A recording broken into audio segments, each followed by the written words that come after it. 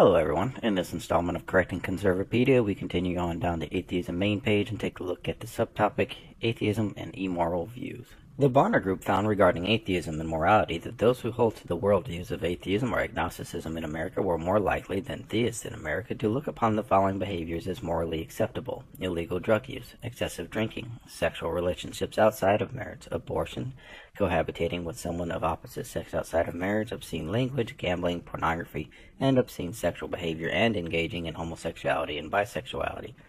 Given the many diseases associated with homosexuality, the biblical prohibition against homosexuality is quite arguably one of the many examples where the Bible exhibited knowledge that was ahead of its time.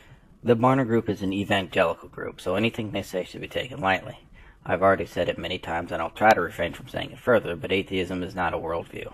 None of those things outside of abortion could ever be considered immoral because they are not intrinsically harmful to anyone other than those who participate in the activity. Drug use, drinking, promiscuity, cohabitation, cursing, gambling, pornography, the vague, obscene sexual behavior, and homosexuality are all only subjectively moral or immoral, and implying anything different is fallacious. The only diseases associated with homosexuality are diseases that Christians and other religious people erroneously associate with it. James Randi is a leader within the atheist community. Brian Thompson, former James Randi Educational Foundation Outreach Coordinator, wrote, "But I no longer identify with this community of benevolent know-it-alls, because not all of them are the best folks in the world. In fact, a good percentage of the top 10 worst humans I've ever met are prominent members of the Skeptics Club. They're dishonest, mean-spirited, narcissistic, and misogynistic. Pick a personality flaw, and I can probably point you to someone who epitomizes it. And that person has probably had a speaking slot at a major skeptical conference. I grew particularly disgusted with the boys' club attitude I saw among skeptical leaders and luminaries.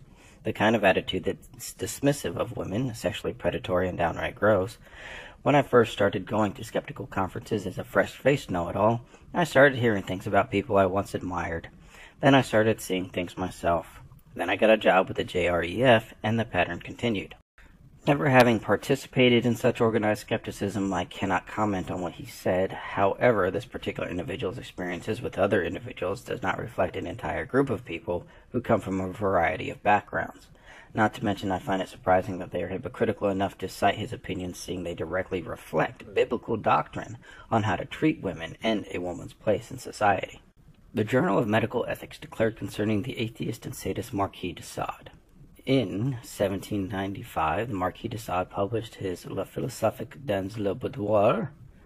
I'm not sure if I'm pronouncing that correctly. Forgive me, any French people who are listening. I don't know French.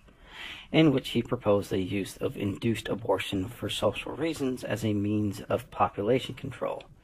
It is from this time that medical and social acceptance of abortion can be dated, although previously the subject had not been discussed in public in modern times. It is suggested that it was largely due to de Sade's writing that induced abortion received the impetus which resulted in its subsequent spread in Western society. Again, citing a specific person, especially a sexual sadist, and conflating that to atheism is nothing more than fallacious wishful thinking and intellectual dishonesty. Not to mention again a poorly chosen example because it too reflects biblical doctrine in regards to induced abortions being used as a punishment or way of investigating a woman's fidelity should her pregnancy be suspected of resulting from her having engaged in sexual relations with someone other than her husband. Have the authors of Conservapedia even read the Bible? Population control is based on pseudoscience and ill-founded economic assumptions. CBS News reported, according to a mail-in survey of nearly 4,000 British doctors, those who were atheist or agnostic were almost twice as willing to take actions designed to hasten the end of life.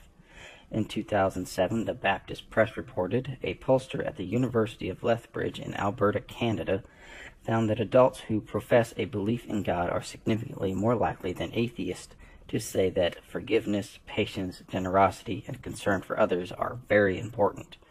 In fact, the poll found that on 11 of 12 values, there was a double-digit gap between theists and atheists, with theists more likely to label each value very important.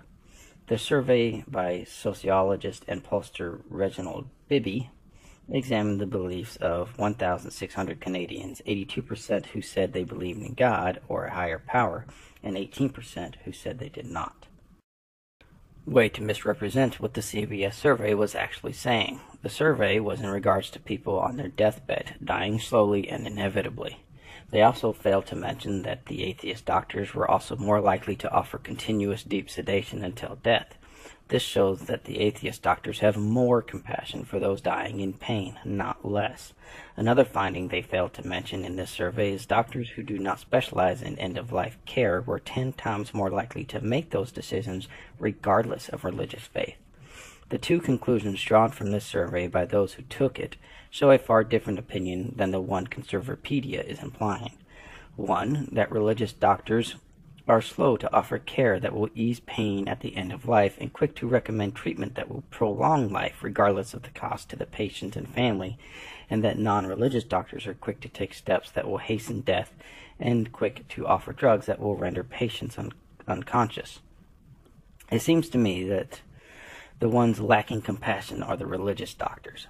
Texas, a notoriously conservative state, executes more prisoners per year than any other state. I guess their willingness to forgive is selective. Again, also this is very vague and I suspect misleading. It only cites 4 of the supposed 12 values, and again it comes from a biased source, the Baptist Press. The degrees of importance are also not mentioned, only the single very important.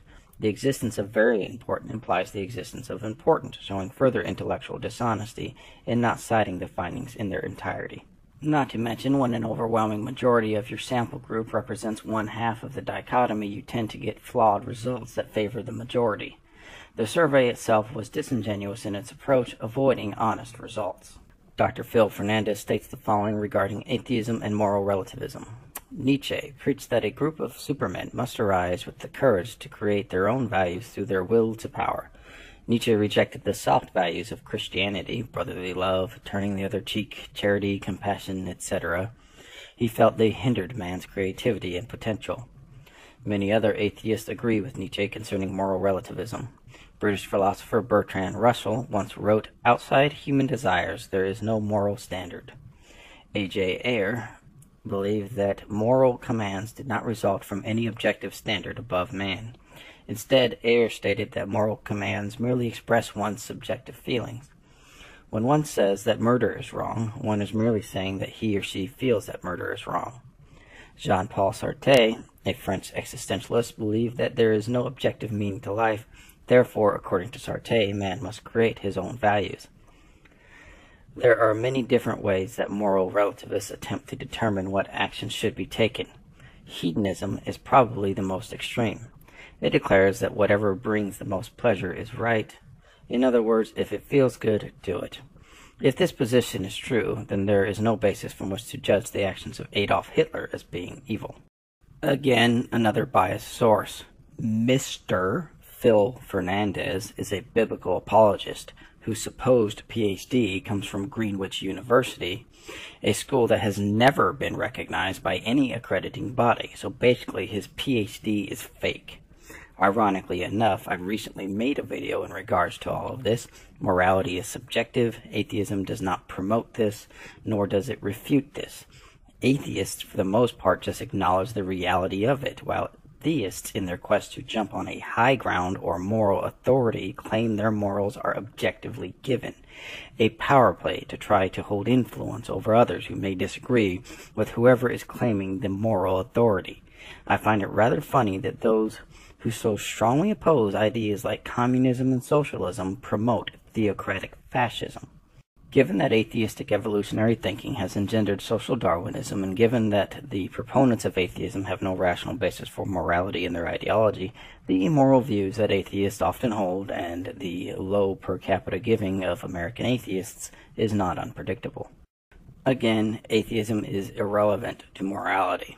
I would wager that there are some atheists who actually believe in objective morality or absolute moral truths.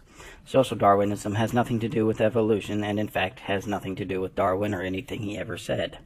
Also, this is another shining example of a poorly chosen example of the supposed atheist immorality.